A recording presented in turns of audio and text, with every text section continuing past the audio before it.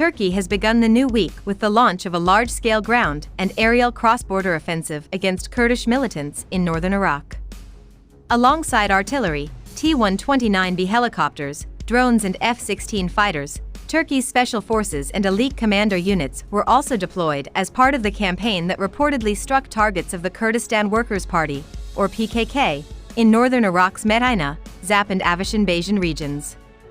The cross-border action, named Operation Claw Lock, came a day after Turkey's Minister of Interior Süleyman Soylu said, "We will save Syria and Iraq from the hands of the US and Europe, and bring peace there."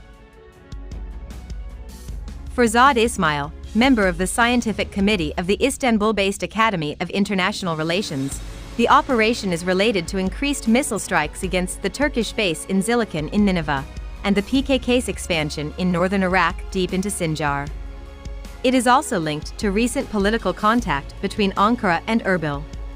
Turkish President Recep Tayyip Erdogan recently met with Masroor Barzani, the Prime Minister of Iraq's Kurdistan regional government in Erbil.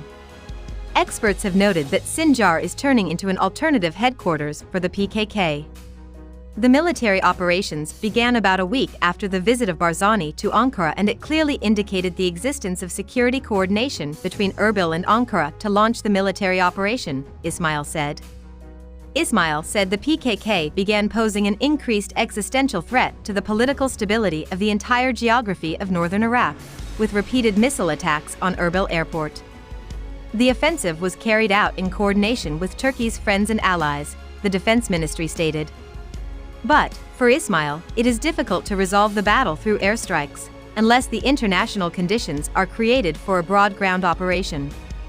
The operation, which began at midnight, was launched as Russia showed no let-up in its invasion of Ukraine, while Turkey's mediation role was welcomed by Western partners.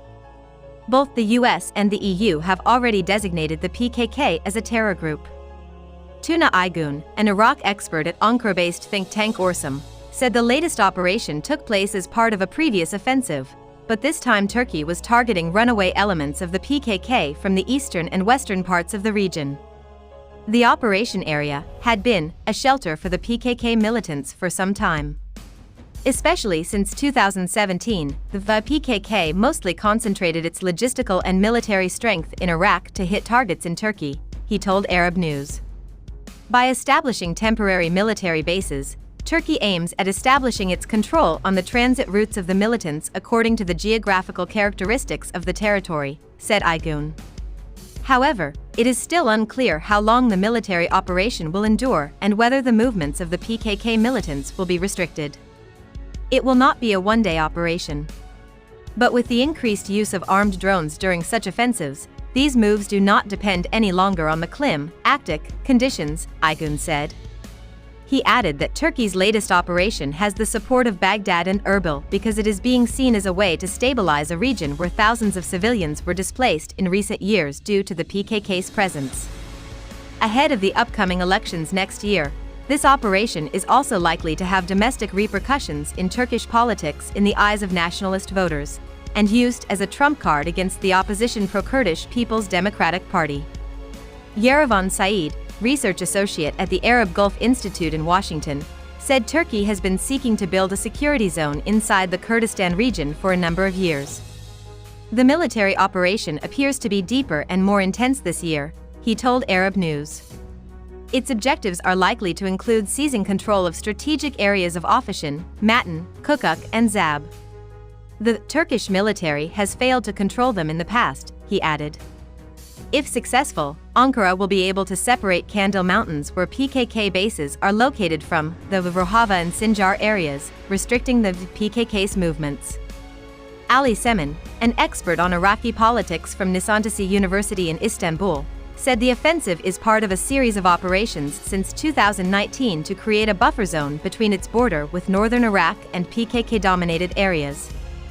Ankara seems to seize the best political opportunity to expand its operation, he told Arab News. The leadership in Baghdad and Erbil consider the latest activities of the PKK as an intervention to their political presence, said Semen.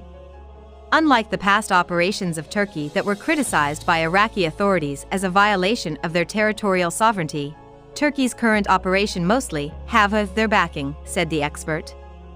Over the last 3 decades, Semen said, about 250 villages had been evacuated in northern Iraq. This was also where fighting in the past few years has intensified between Peshmerga forces loyal to the Kurdistan Democratic Party and the PKK.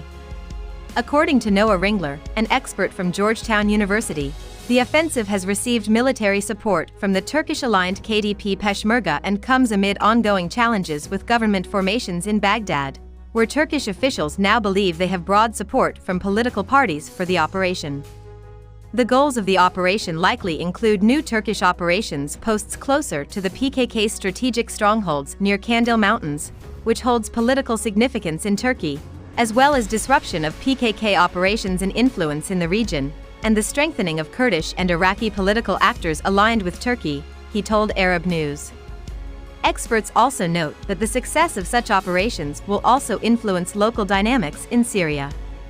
The Kurdish People's Protection Units are mostly supported logistically and militarily by the PKK bases in Sinjar, Semen said. Baghdad and Erbil reached a security and administrative agreement on Sinjar on October 9, 2020. However, the agreement that called for the removal of PKK forces in the region has not been implemented yet. Turkey, together with Baghdad and Erbil, can be a facilitator to execute this agreement and turn the region into a secure zone where the Iraqi authorities regain control, Semen said.